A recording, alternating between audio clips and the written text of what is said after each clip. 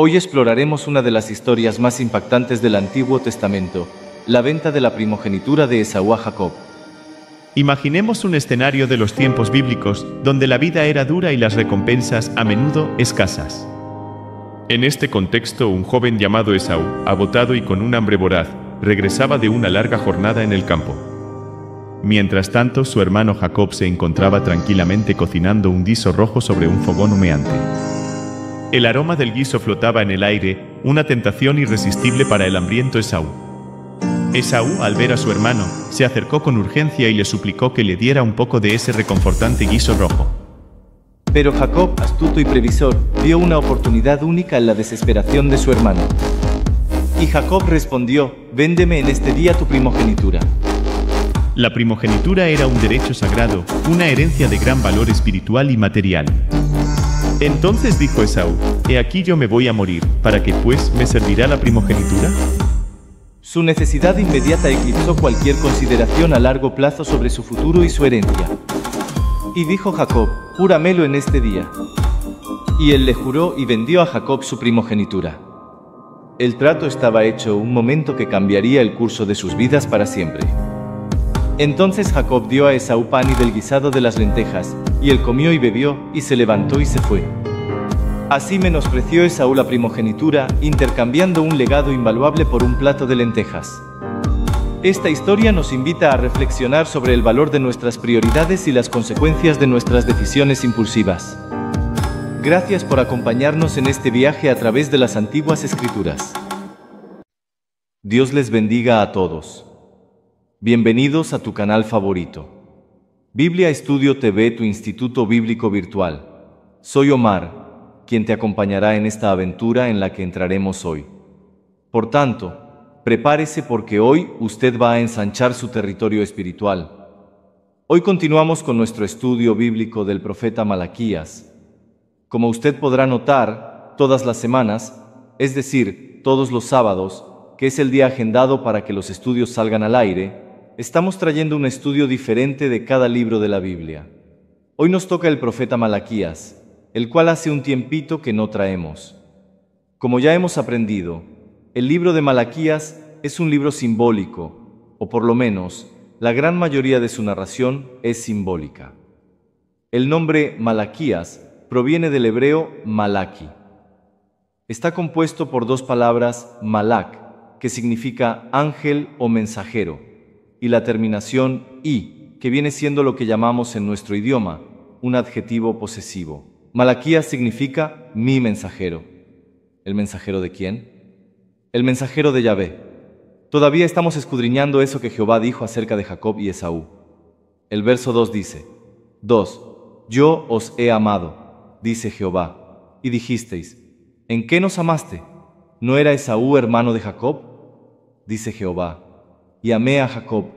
Y dice el verso 3: y a Esaú aborrecí, y convertí sus montes en desolación, y abandoné su heredad para los chacales del desierto.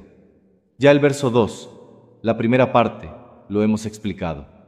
Todavía estamos en y amé a Jacob y a Esaú aborrecí. En el estudio de hoy vamos a terminar de explicar lo que Jehová quiso decir, al expresar que amó a Jacob y aborreció a Esaú. Y, para poder entender lo que Jehová Dios nos quiere transmitir, estamos escudriñando a Génesis 25, 29, 34. Si nosotros como maestros y estudiantes de la Escritura no discernimos lo que aconteció entre Jacob y Esaú, nunca podremos entender la razón por la cual Jehová le dice esto a Israel en particular, a Judá, que él amó a Jacob y aborreció a Esaú. No voy a traer un resumen de lo anterior por razón de tiempo.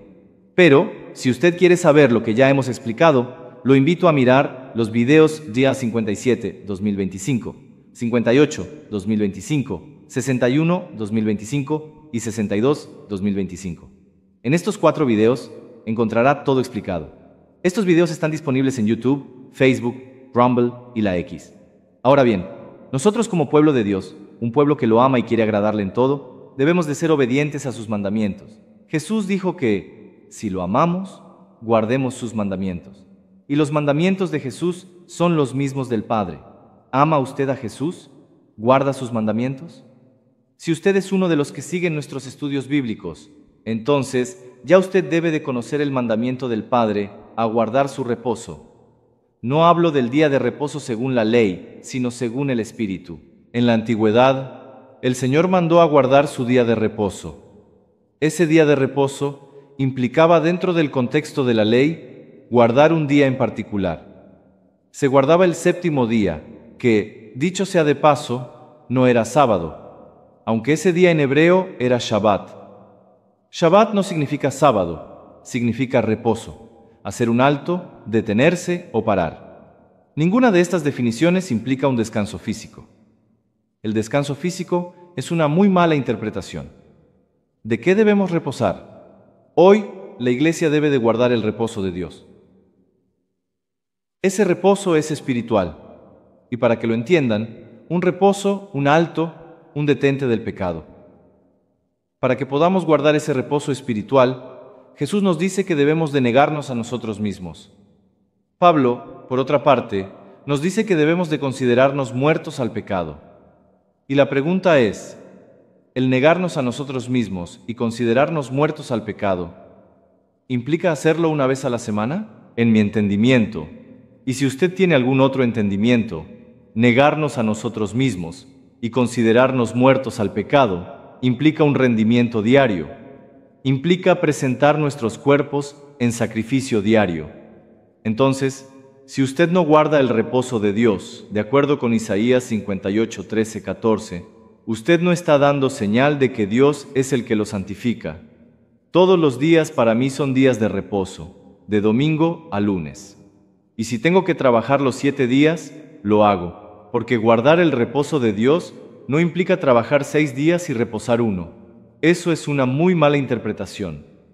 Si usted hace esto, entonces, usted podría encontrarse todavía bajo la maldición de la ley. Y me disculpan por tomar estos minutos para traer esta verdad que nadie quiere enseñar.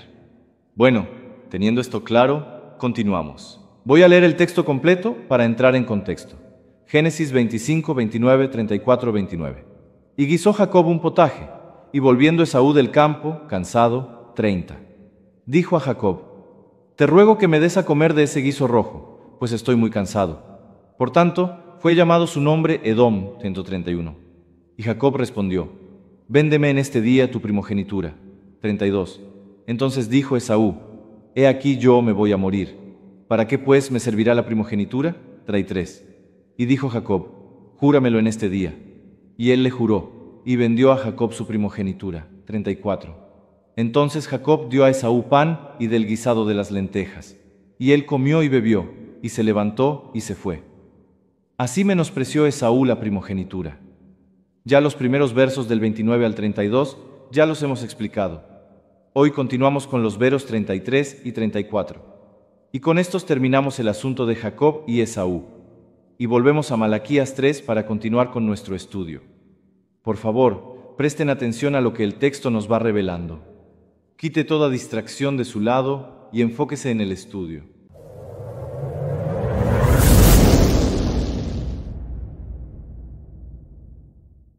Vamos ahora a Jacob, verso 33. Jacob le dijo: Júramelo en este día, y le juró Esaú, y vendió a Jacob su primogenitura.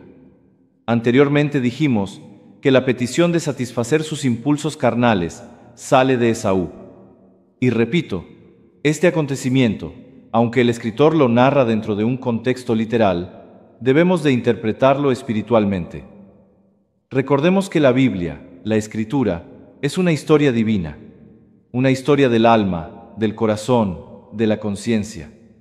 Si la Iglesia no discierne esta verdad, no tiene este conocimiento, entonces Jehová tiene toda la razón en decir que su pueblo se pierde por falta de conocimiento. La verdad plasmada en la Escritura es una verdad espiritual, y esa verdad es la que nos libera, es la que nos hace libres.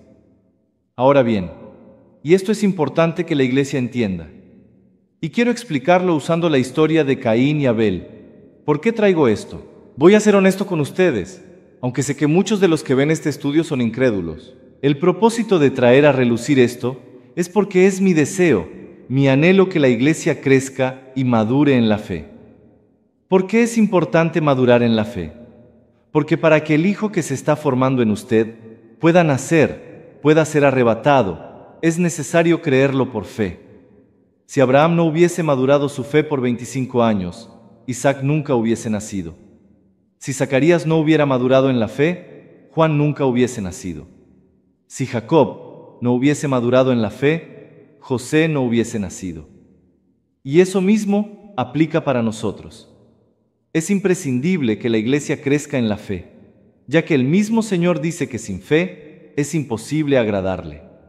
Sin esa fe es imposible vencer a la bestia que hay en nosotros. Dice el texto en Génesis 4 que Caín mató a Abel. Caín es tipo del conocimiento del mal y Abel es tipo del conocimiento del bien. Ambos forman el árbol de vida.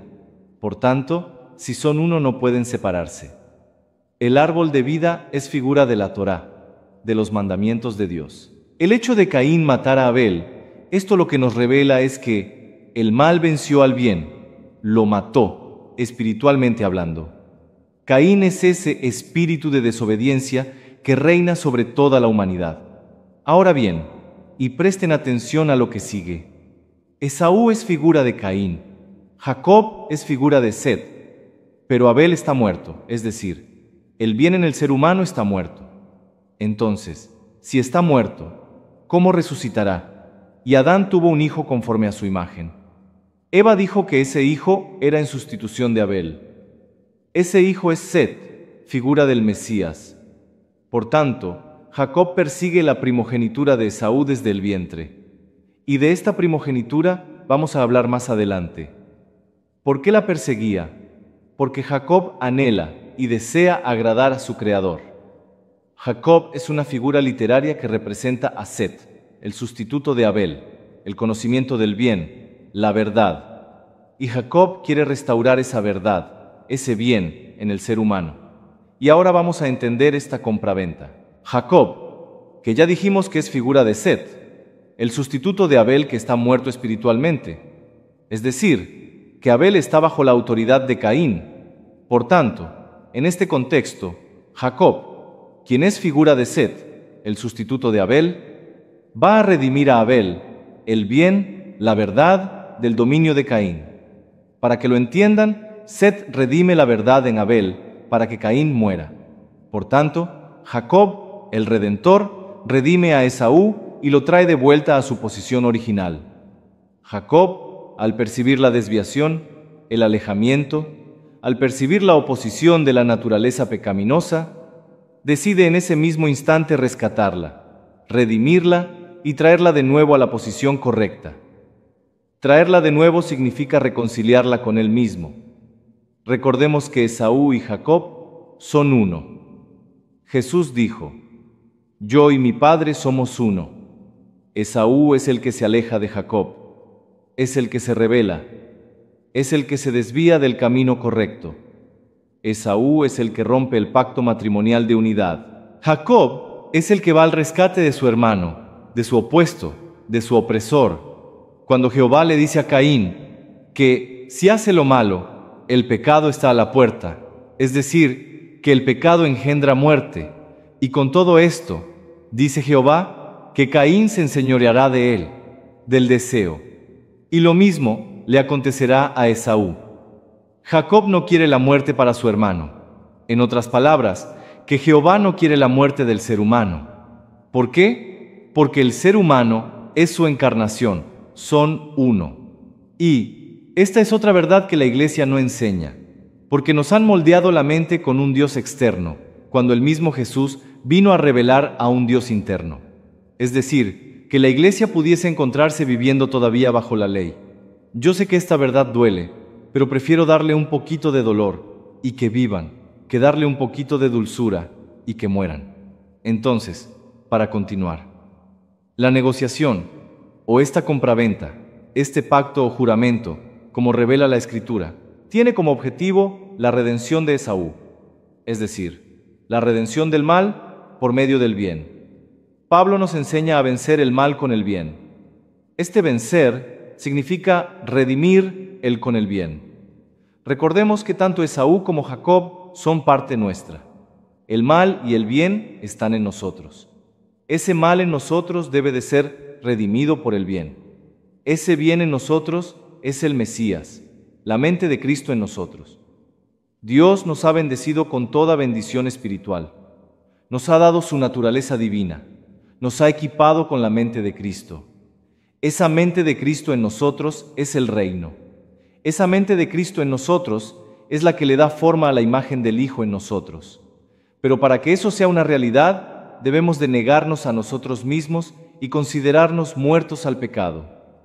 ¿Cuándo? Todos los días. Porque si eso no es una realidad en nosotros, ese Hijo no podrá nacer, no podrá manifestarse en usted aquel día. Ahora bien, Jacob dice, júramelo en este día. El término hebreo usado es Chishaba. Este término implica hacer un juramento. Un juramento es un pacto, un acuerdo. Ese pacto es un pacto de reconciliación. Más adelante en la historia esa reconciliación la encontramos. Jacob y Esaú se reconcilian. Esa reconciliación es un presagio de lo que va a acontecer. ¿Cuál día? El día séptimo. ¿Por qué el día séptimo? Porque lo que está ocurriendo aquí es profético y tiene su cumplimiento en aquel día. ¿Cuál día? El día grande de Jehová. Entonces, Jacob hace un pacto con Esaú, el cual implica su redención, la cual se llevará a cabo el día séptimo. Jacob aquí está en función de redentor. Esa redención será llevada a cabo por la simiente prometida a Abraham, el cual Pablo revela en Gálatas 3:16, que es el Mesías. Ahora bien, este pacto de compraventa entre Jacob y Esaú nos revelan una verdad, un principio bíblico inalterable, un principio que tiene su cumplimiento en el Mesías. Esaú simboliza la naturaleza pecaminosa, la cual debe de ser redimida. Ahora bien, he tratado de explicar esta transacción de una manera sencilla y práctica con el objetivo de que todos ustedes tengan una idea de lo que el texto pretende revelarnos. Hablamos de principios espirituales. Entonces, Jacob le dijo, júramelo en este día, y le juró Esaú, y vendió a Jacob su primogenitura. Entonces, ese juramento hecho por Esaú a Jacob implica una renuncia total y definitiva a su primogenitura. Lo que esto significa es que las primicias de Jehová nunca más saldrán del corazón de Esaú para adorar a su Creador, hasta aquel día. ¿Por qué razón? Porque Esaú escoge lo material y rechaza lo espiritual.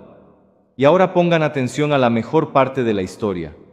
Verso 34. Entonces Jacob dio a Esaú pan y del guisado de las lentejas. Él comió y bebió, y se levantó y se fue. En otras palabras, y esto quiero que lo entiendan, recordemos que Esaú y Jacob eran hermanos gemelos. Cuando hablamos de gemelos o de dos en la Escritura, el mensaje que nos transmite es de conflicto. Hablamos del conflicto que todos llevamos dentro. Antes de yo escuchar el Evangelio y creerlo por fe, estaba en conflicto con mi Creador. Pablo dice que éramos enemigos de Dios. Ese conflicto que había en mi interior, en mi corazón, en mi mente, mi conciencia, era contra mi mismo Creador dentro de mí. Es decir, que el conflicto no es externo sino interno. Es entre yo y mi Creador dentro de mí. Ese conflicto es entre mí, que soy el Hijo, y mi Padre, que es la conciencia de ser en mí. Esa dualidad en nosotros es la que Pablo revela en Gálatas 5, cuando habla de la lucha de la carne contra el espíritu. ¿A cuál de ellos usted escucha? ¿Escucha a Jacob o a Esaú? ¿Escucha a Jesús o a Satanás? Y esto que voy a decir, más todavía quiero que entiendan. Isaac es el hijo de la promesa hecha a Abraham su padre. Aunque el texto lo presenta como un hijo literal, debemos de interpretarlo como un hijo espiritual de Abraham. Sara, la esposa de Abraham, es la misma conciencia de Abraham. Isaac es tipo o figura del Mesías. Rebeca, la esposa virgen de Isaac, es la conciencia virgen de Isaac. En otras palabras, Rebeca es figura de la Virgen de Israel. Rebeca engendra dos pensamientos, los cuales están representados en sus dos hijos gemelos, Esaú, el primogénito, y Jacob el menor. El primogénito aquí simboliza el pensamiento o paradigma dominante en el ser humano. Ese pensamiento o paradigma dominante es el que encontramos en Caín. Un paradigma totalmente en rebeldía contra su creador. Y por otro lado, tenemos al paradigma menor. Ese menor es el que redimirá al paradigma mayor. Recuerden esta verdad. El mayor servirá al menor. Ya aprendimos lo que estos dos hermanos simbolizan. Por tanto, amados, lo mismo que encontramos en Adán y Eva, en Noé y su esposa, en Abraham y Sara, en Isaac y Rebeca, en Jacob y Rachel, es la misma historia repetida a través de toda la Escritura. Es importante observar el patrón bíblico por el cual nos lleva a interpretar el conflicto que acontece en el alma humana. En otras ocasiones he dicho que la Biblia, la Escritura, es una hermosa historia divina, del alma, de la conciencia, del corazón, de la dualidad humana, una historia acerca de nosotros. La historia de nuestra caída, de nuestra redención, expiación, regeneración, juicio y castigo de nuestras almas por medio del Mesías prometido. El hecho de que la narración presente a Esaú cansado y con hambre implica que el objetivo de nosotros los seres humanos es siempre gratificar nuestras necesidades físicas, carnales, las cuales se oponen a lo espiritual. Recordemos que la naturaleza humana fue creada del polvo de la tierra. Por tanto, somos almas viviendo en cuerpos terrenales por causa de nuestra desobediencia. Esa desobediencia debe de ser redimida por la obediencia a la palabra o a la Torá o ley de Dios. El Mesías es el cumplimiento de la encarnación de la palabra o la ley de Dios, por medio del cual la desobediencia sería redimida y traída de nuevo a su esencia pura. Esa desobediencia se encuentra en nuestra carne, la cual ha dominado lo espiritual, la obediencia en el ser humano. Es aquí donde el alma que busca lo divino redime al alma que vive por instinto. A la carne no le importa lo espiritual, lo esencial. No les da importancia a las primicias de Dios con las cuales debe adorarle. Este es el problema que el hombre natural tiene. Solamente quiere satisfacer sus deseos carnales. A la Iglesia le ha sido imputada la primogenitura, la justicia, las primicias por medio del sacrificio del Mesías. Todo esto fue imputado a nosotros por medio de su espíritu o su mente, dada a nosotros por cabeza que somos su cuerpo. Sin embargo, muchos rechazan su primogenitura a cambio de un plato de lentejas. Leamos nuevamente el verso 34. Entonces Jacob dio a Esaú pan y del guisado de las lentejas. Él comió y bebió, y se levantó y se fue. Dije que esta es la mejor parte, porque en este texto encontramos un secreto. Anteriormente, en uno de los videos anteriores, donde tocamos el verso 29, dijimos que ese cansancio tenía dos vertientes. La primera de ellas era que ese cansancio de Esaú pudiera estar relacionado con el agotamiento del alma. Y la segunda, que pudiera estar relacionada con una invitación al descanso divino. Ahora bien, ¿cómo podemos entender esto? ¿Qué clave hermenéutica usa el escritor para que el lector capte lo que luego de Esaú vender su primogenitura experimentó? Vamos a empezar definiendo qué simboliza el cansancio o cansado en la Escritura. Cansado es la traducción del hebreo ayef. Ayef no es solo fatiga física. En la tradición hebrea, y quiero recalcar nuevamente en esto, si nosotros como estudiantes y maestros de la palabra de Dios, no interpretamos la Escritura dentro del contexto en el que fue escrita, el contexto hebreo, un idioma poético y simbólico, nunca creceremos en el conocimiento de la voluntad de nuestro Padre Celestial. Si queremos extraer una interpretación sana y sin levadura, tenemos que ir al texto hebreo. El hebreo es un idioma muy revelador. En la tradición hebrea, el cansancio puede representar el agotamiento del alma, el momento en que uno está más susceptible a perder el rumbo espiritual. Hablamos de una vida errante, sin propósito, fuera de la voluntad del Creador.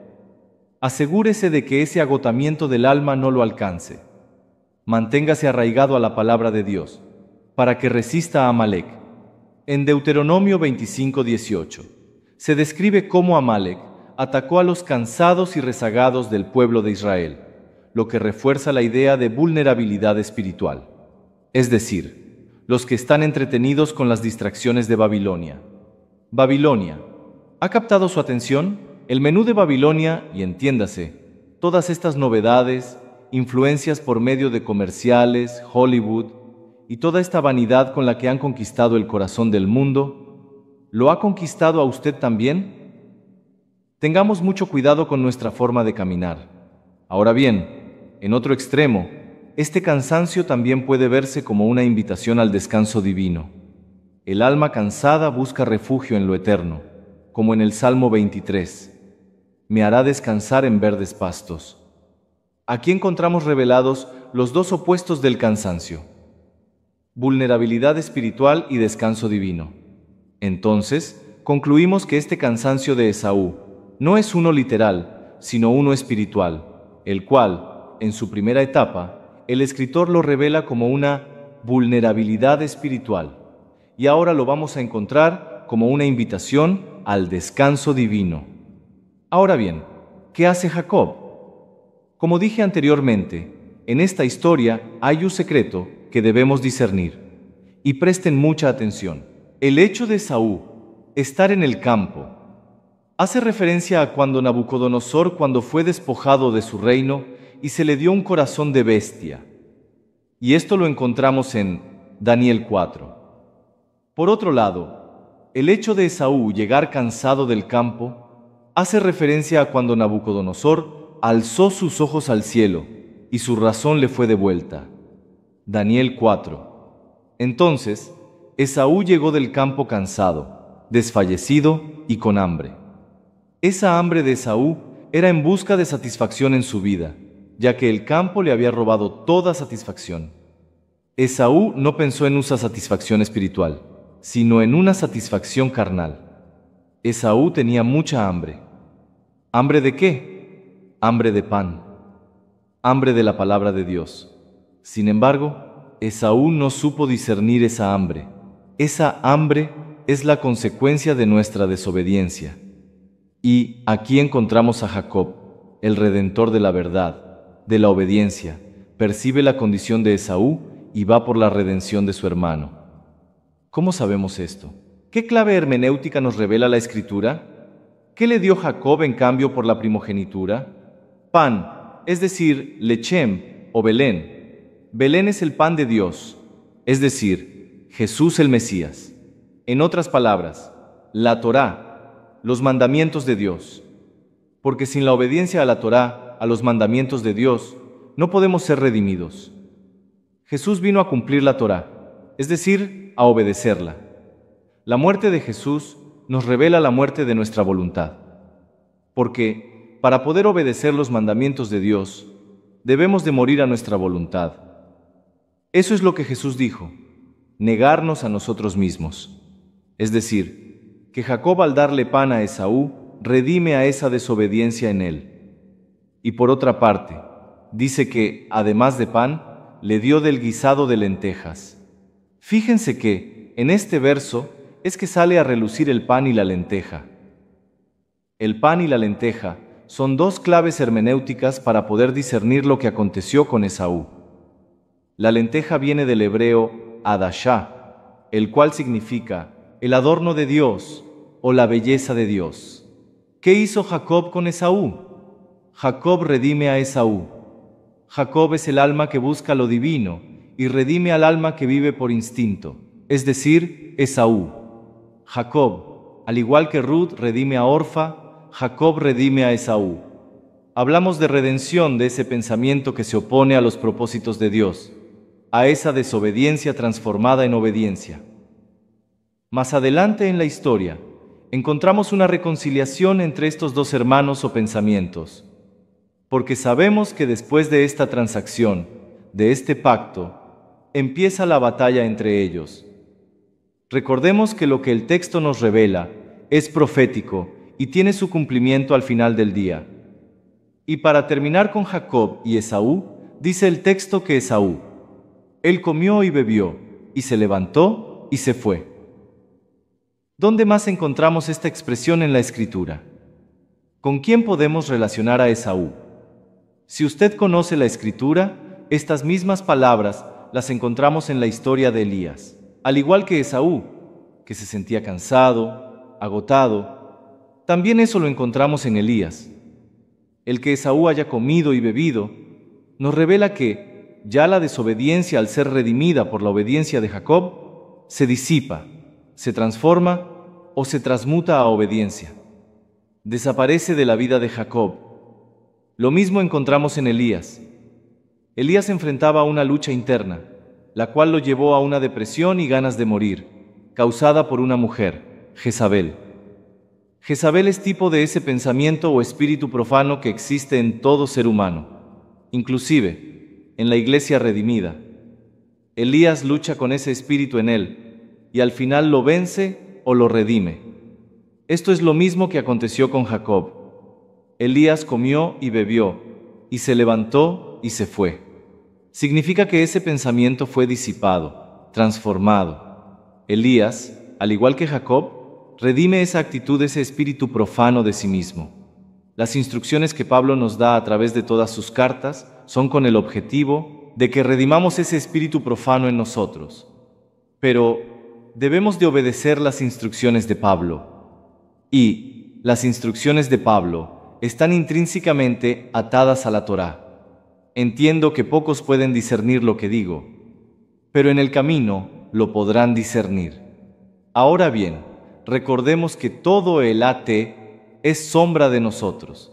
Son presagios, paralelismos, metáforas, en las cuales estamos toda la humanidad representada. Este evento de Esaú y Jacob se ha estado cumpliendo en nuestros tiempos y culminará en aquel día grande de Jehová. Esto es algo muy profundo que pocos podrán discernir, pero hoy ustedes han sido privilegiados con esta verdad. Créala usted o no, no tengo problema con eso. Yo sé lo que la Escritura revela, algo que todos debemos discernir. Lo digo para la gloria de nuestro Padre Celestial. Entonces, para terminar con el verso 2, ya hemos aprendido la razón por la cual Dios dice que amó a Jacob y aborreció a Esaú. Concluimos que Dios amó la actitud de querer adorarlo en Jacob y aborreció la actitud de desprecio de sus primicias en Esaú. Esa elección no fue en base a la soberanía de Dios, porque la soberanía de Dios no le permite violar su carácter. Fue en base a nuestras actitudes y cómo reaccionamos delante del rostro de nuestro Padre Celestial. Su actitud, ¿con cuál de ellas se identifica? Cerramos la clase hoy con esto. Gracias por acompañarnos hasta el final. Usted es uno de esos valientes que arrebatan el reino. En la próxima clase vamos a dar una explicación completa del concepto de primogenitura, conforme a lo que la Escritura nos revela al respecto. Hoy terminamos el verso 2, esperando en el Señor que la Iglesia haya entendido cuando Dios dice que ama a alguien y aborrece a otro. Comparta este video con toda su familia, amigos y colegas. Invítelos a estudiar las Escrituras con usted. Nuestros estudios están disponibles en YouTube, Facebook, Rumble, TikTok, Telegram, Instagram y la X. Soy Omar, tu compañero de viaje en la aventura de hoy. Soy un nuevo integrante del equipo de Biblia Estudio TV y me gustaría oír de parte tuya cómo estoy haciendo mi trabajo. Gracias por su patrocinio. Dios les bendiga rica y abundantemente.